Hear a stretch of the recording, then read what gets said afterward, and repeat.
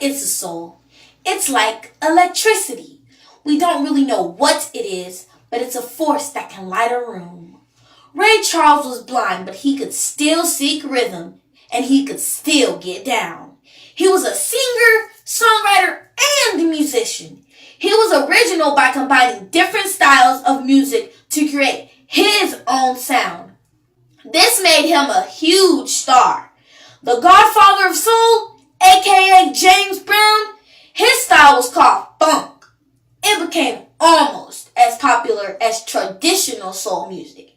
He made it possible for LL Cool J to say, "I'm black and proud."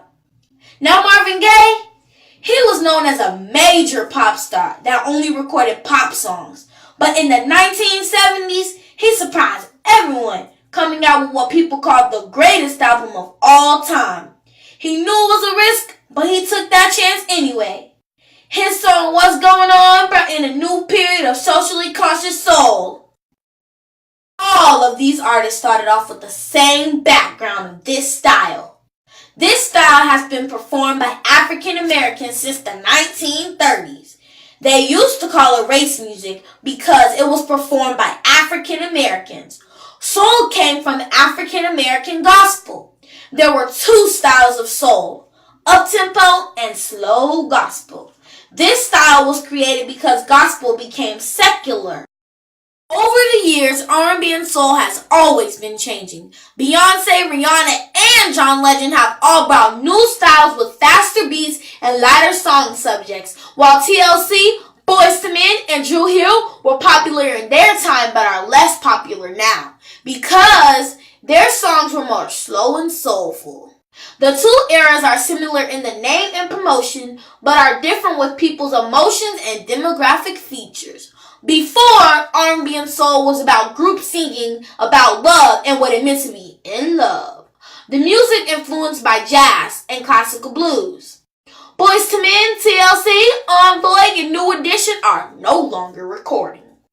But current R&B and soul is related more to pop music than to blues music. Chris Brown and Neo changed R&B and soul to be more focused on individuality.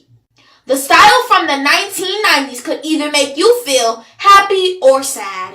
Now it can make you feel sad at the beginning and happy at the end. Like Beyonce's song, "Best Thing I Never Had." Back then, this genre only grasped the attention of adults. Now it grasps the attention of children and adults. And since this style has been changing, some of the artists are becoming young teens' idols. And so since teenagers' idols are 2 times older than the teens, they do what the celebrities do, even though they're not supposed to. Because the idols are adults and they are just kids. So they don't do the right thing and they think it's cool even though it's not. Teen stereotype is changing because of phones. Kids are now having relationships at young ages, and when they break up, they feel heartbroken, and so they listen to R&B and soul to relate to it. Some of these artists have bumped heads with each other, like Ariana Grande and Mariah Carey. As Ariana grew up, she idolized Mariah. And so as Ariana got older, her style became similar to Mariah. Well, Mariah didn't like that one bit. So she put rude comments on social media, which made Ariana mad. So since then, Ariana doesn't idol her anymore, and in the future, they know to stay clear of each other's paths. Another pair is Diana Ross and Patti LaBelle. These two were always arguing with each other. I mean always, all of the time. Then, to make matters worse, one of the Bluebells went to Diana to become a Supreme. How stupid of her to do that. The last feud is between Michelle Williams and Keisha Cole.